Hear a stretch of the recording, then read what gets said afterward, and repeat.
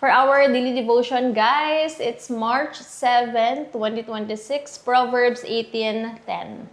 The name of the Lord is a strong tower. The righteous man runs into it and is safe. God's name is my safe refuge. When everything around me feels unstable, I run to the name of the Lord, my strong tower in Him. I find safety, strength, and the peace this world can't give. Totoo naman, guys. Kapag marami ng chaos, ang dami-dami ng problema, sabay-sabay na yung mga problema natin, na hindi natin kung anong uunahin natin. Si Lord lang talaga, si Jesus, si God lang talaga yung talagang kailangan natin tawagin sa buhay natin. Ako, guys, talagang sa dami ko ng pinagdaanan talaga.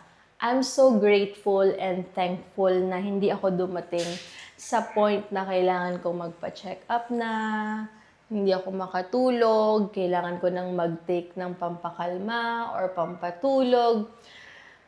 Grabe, to God be all the glory talaga sa grabe ng pinagdaanan ko from 2023 until now. Talaga, guys, kung wala akong faith, hindi ko na alam kung saan ako pupulutan, guys. Hindi ko alam, baka kinikita ko na pupunta sa mga medicines or hindi ako makatulog, kailangan kong magpa-check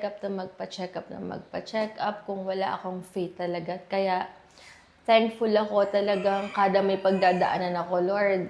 Sige na, tas nawalan na ako ng pake, nawalan na ako ng hiya, nawalan na ako ng pake sa sasabihin ng mga ibang tao, basta alam ko yung totoo. Alam ko yung mga totoong nangyari, alam ko yung totoong intensyon, bahala na yung mga tao kung ano tingin nila na tawag dito, na maghaka-haka ng kung ano-ano man, na hindi naman nila alam yung mga nangyayari sa buhay mo dahil wala sila sa sitwasyon mo or di pa nila na-experience. So, as in, talagang si Lord talagang i-renew ka kapag talagang alam niyang isusurrender mo na yung life mo sa Kanya. Hindi man tayo magiging perfect. Never tayo magiging perfect. At least may progress, may changes, may improvement tayo as a person and alam natin yung purpose natin. Kasi yung mga tao na yan, may masasabi yan kahit anong mangyari. Kahit gano'n pa sabihin ka, mahal ka niyan, kapag may ginawa ka lang hindi maganda dyan or hindi nila gustuhan, hindi nila so yung gusto mo, iiwan ka niyan, guys. But si Lord, never. Kaya tandaan nyo kung anong pagsubok yung pinagdadaanan nyo.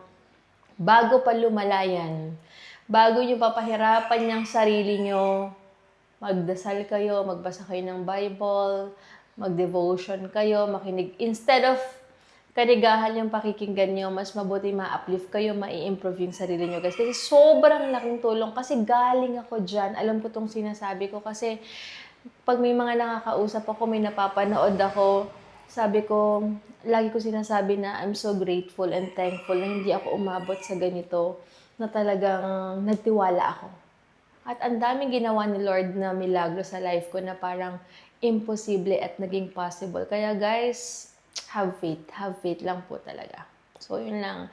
I pray na makita nyo rin yung peace nyo, na hindi kaya talagang i-offer ng mundong to. Magugulat ka na lang na, shucks, ganito yung sitwasyon ko. Bakit ganito yung peace na naramdaman ko? Na parang hindi ko to naramdaman nung dating may pera ako, na sobrang dami kong pera. Basta ang gulo-gulo ng mundo, ganyan, ang parang daming hindi ko na-feel ngayon lang na bakit parang nung sakto lang yung life ko, but mas na-feel ko yung peace sa buhay ko. Kasi we have Jesus eh. So, yun, sinurrender natin na kayo rin, pray ko na ma-overcome nyo kung ano man pinagdadaanan nyo. At ako rin naman, still, nasa progress pa rin naman ako na ganun pa rin. But yun nga, kaya importante ito devotion kasi ang laki ng tulong talaga nito every single day. So, yun lang guys, and have a blessed day po.